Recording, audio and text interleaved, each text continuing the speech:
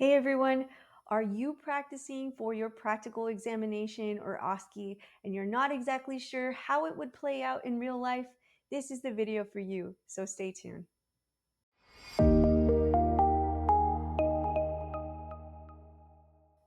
All right, so we've all been there, we've all done practical examinations, and we know that it is very, very nerve-wracking to think about what you'll have to do once you get in that room. Sometimes our minds just starts going blank and we lose track of, oh, what do we need to do? What steps do we have to do? How do I do the proper technique?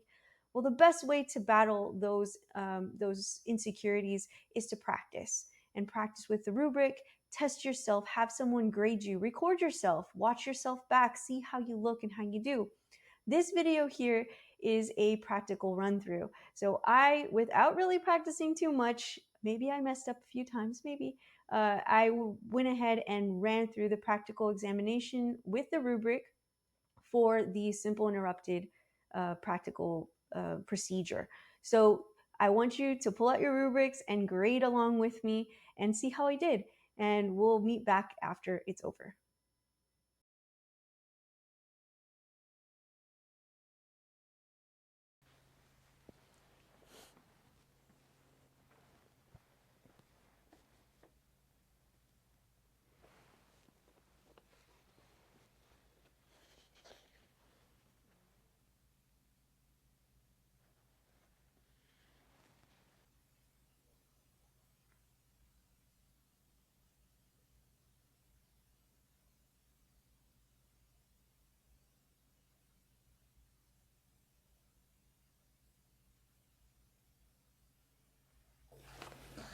Knock, knock. Come in. Hi, Mr. Dutton. That's me. Hi, I'm Christine. I'm the physician assistant student that'll be performing your procedure today. Before we get started, can I get your name and date of birth? Yes, it's Casey Dutton, and my date of birth is 1/1/93. Great, thank you. Do you have any allergies to medications? No, none. And when was the last tetanus vaccine that you had? I had one about 4.5 years ago. Okay, so I see here in your chart that you had a laceration. It's on your right forearm, is that correct? Correct. Okay, and it looks like it happened when you cut it on some barbed wire fence. Okay, was there any rusting of the barbed wire fence? No, not that I noticed. Okay, and any trouble with moving your digits or anything like that? No. Okay, so what we have is a laceration. We need to repair it so that it heals well. Some indications for this type of procedure, we're going to use some sutures and we're going to do a simple interrupted technique. Some indications for this would be if you had a small laceration, simple, that didn't go very deep into other layers. Other indications would be if it was over like a joint surface or if we needed to approximate something like the corner of your lip or anything like that. Some contraindications, reasons why we wouldn't do this would be if you had an infection over the area, if there had been a significant delay in the repair of the laceration, greater than a day or two, or if it was too long or too deep, we would be careful with that. Also, if you were an uncooperative patient, we would be careful with proceeding with that. Some complications that could arise from doing this procedure would be potential scarring, infection, or a little bit of pain and discomfort while we're performing the procedure. And then bleeding. We will try to minimize bleeding, but there can be a little bit of bleeding associated. Okay. If there are some alternatives, we could put some glue on it, but I certainly recommend using sutures in your case. Do you have any questions or concerns about the procedure? No. Okay, well, if you consent to having us do this procedure, if you could please sign this informed consent form. So what if I don't want it done at all? If you don't want it done, that's certainly your choice. Recommendations would be that we proceed so that we can minimize scar formation and infection potential. If you don't, we could let it heal on its own. However, that would increase the risk of developing a scar and it not healing well. Okay. Okay. All Here right. you go. Thank you. Signed it. Okay, so now that we got that out of the way, we need to proceed with gathering our materials. I'm going to wash my hands with soap and water, and I'm going to put on some non-sterile gloves. So I got this and this. And I'm gonna gather all my materials. I'm gonna need some suture material and some lidocaine, some gauze, and then my laceration kit. So I'm gonna prepare my laceration kit to get it ready for when I put my sterile gloves on. Here are my sterile gloves. So I'm gonna open this sort of a sterile fashion. Try to get this open, ready to go. Okay, I'm gonna dump my suture into my field in a sterile fashion. Good. And then I'm going to get ready to do the laceration itself. So I need to look at it. Okay, I see it's nice and straight. We can go ahead and drop the materials that we need and then inject it. Clean it up. Look for any foreign bodies. So I'm going to draw up the medication.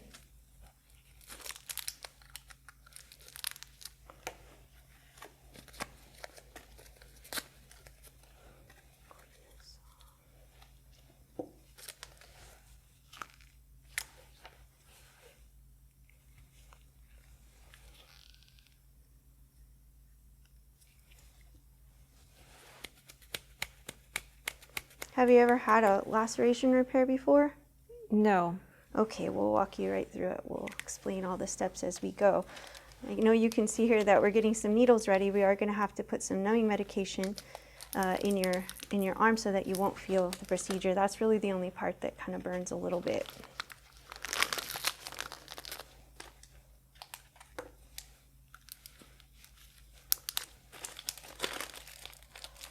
And I am going to go ahead and grab my trash can. I'm going to take off my white coat.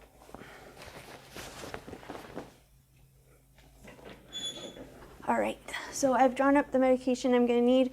I need to kind of inspect and cleanse the wound a little first. So I'm going to grab this. I have some iodine on here. You're not allergic to iodine, correct? No. Okay, so I'm going to clean it off really well. Once I get that nice and clean, I'm going to inject my medication. So I'm going to grab this. All right, this is going to feel a little stick and burn, okay?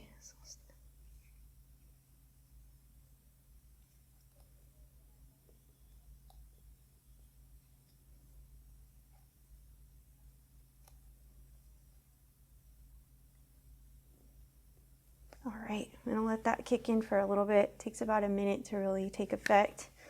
While we're doing that, we can kind of clean this out. I'm going to get some saline, and I'm going to try to look in here. I'm going to irrigate it a little bit. Irrigate it out really well. Make sure there's nothing in there, no foreign bodies. Okay, now that you've had it for a while, you feel any of this? Is any of that uncomfortable? No. Can you still feel a stick or burn when I touch it? Nope, I don't feel a thing. Awesome. Okay, I'm going to prep this area one more time. Prep, prep, prep, so it's nice and sterile and clean. And I'm going to move my equipment out of the way here. Let's see, I'm ready to go, I think. So I'm going to take off my non-sterile gloves and I'm going to get ready to put my sterile gloves on.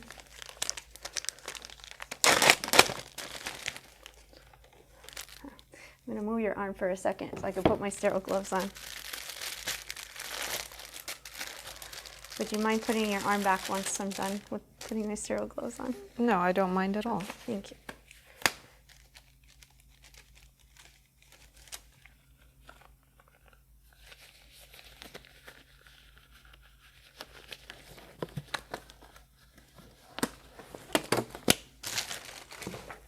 All right, you can put your arm back there. All right, so let's get this going. I'm going to open up my suture. I'm going to prep my field. I could put this on top of your arm. I'm going to put this under your arm first, if that's okay.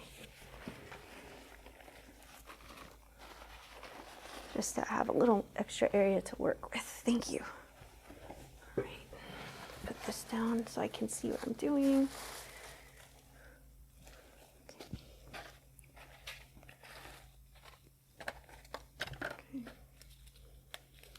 All right, now we're going to get started with sewing up your wound. Should be nice and numb, so shouldn't feel anything.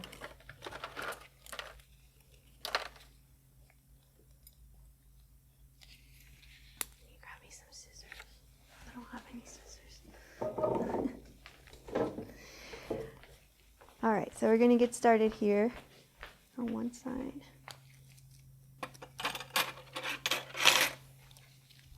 We're going to see, it looks like you're going to need about 4 stitches here, so we're going to try to go as quick as we can and get these done for you.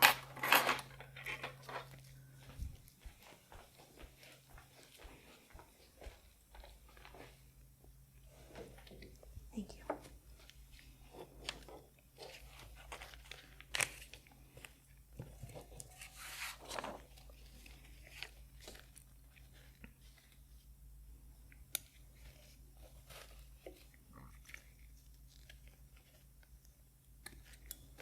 That's one. Did you feel anything? Any pain? No. Great. Moving on to the second one. I'm coming out in the middle of the wound just to make sure I don't damage any of the structures underneath.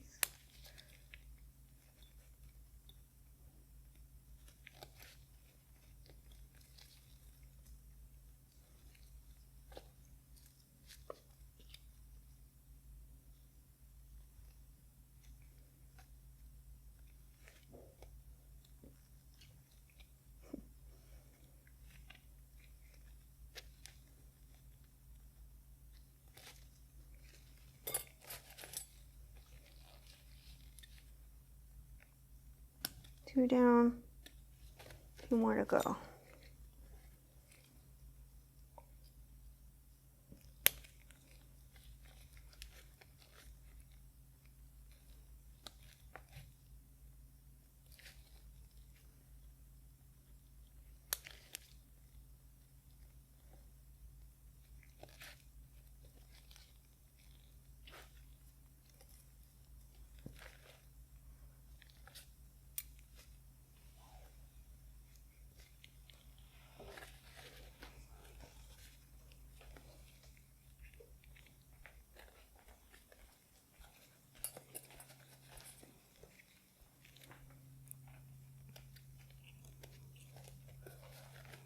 All right, one more and we'll be done.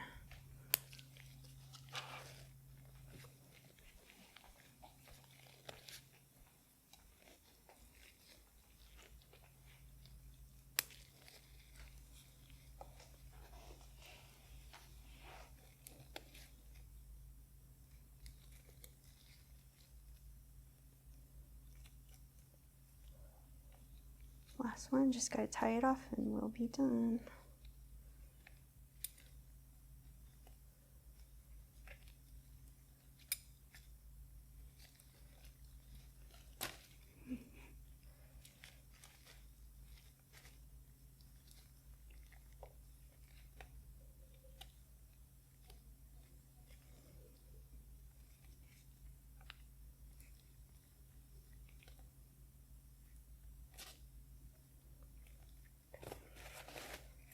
Gotta cut this and then we'll get you cleaned up and ready to go.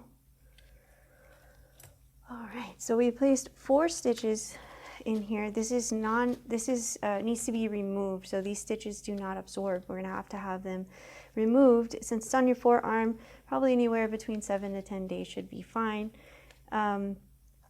So are you having any discomfort or pain?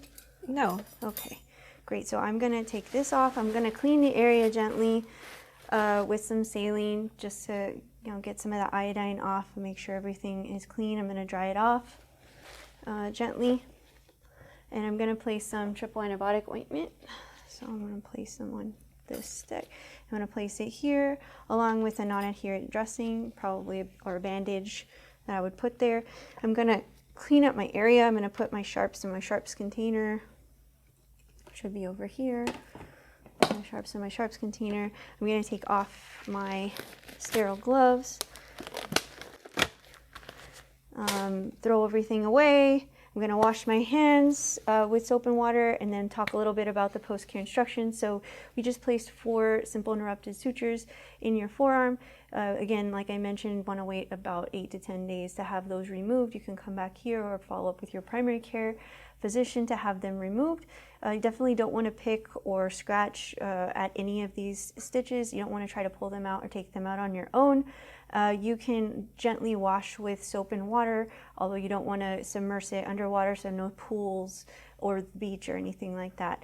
After you simply wash it with soap and water, you can also apply some triple antibiotic ointment at home. You can keep it dressed if you need to, and when you're out at home, you can also leave it out to open air to dry a little bit after the first 48 hours. If you notice any redness, drainage, swelling in that area, or increased discomfort, you'll want to come back sooner than those 8 to 10 days so that we can take a look at it for you before you wait too long. Okay, so do you have any questions about any of the instructions that I gave you? No questions. Okay, well that completes our procedure here. If you have any questions before you leave, feel free to ask, and thank you for allowing me to repair your laceration. Thank you. All right, so how'd I do? I don't know. I was pretty nervous because I was on video and I was a little bit not prepared. I feel like had I gone through the rubric a few times, I might have been a little bit better at it. The other thing is that I've done so many laceration repairs in real life that it's hard to kind of regress back to where I had to follow a strict order of events, and also felt a little unnatural because I didn't really talk to my patient that much. In real life, I would be trying to have a more natural conversation, asking them about their job or what they do. So I think that's a little bit unnatural in a sense that it just doesn't play out like it would in a normal ER or clinic setting. But that being said, I think I hit most of the points on there. Please let me know how you graded me down below. If I got 100, give me some kudos. But that being said, I want y'all to do really well on your practical exam. The more you practice, the more confident you'll be going into it, and the better grades you'll get. So if you have any questions, post them in the comments below. Keep practicing, keep working hard, and I hope you all do very well on your practical. See you in the next video.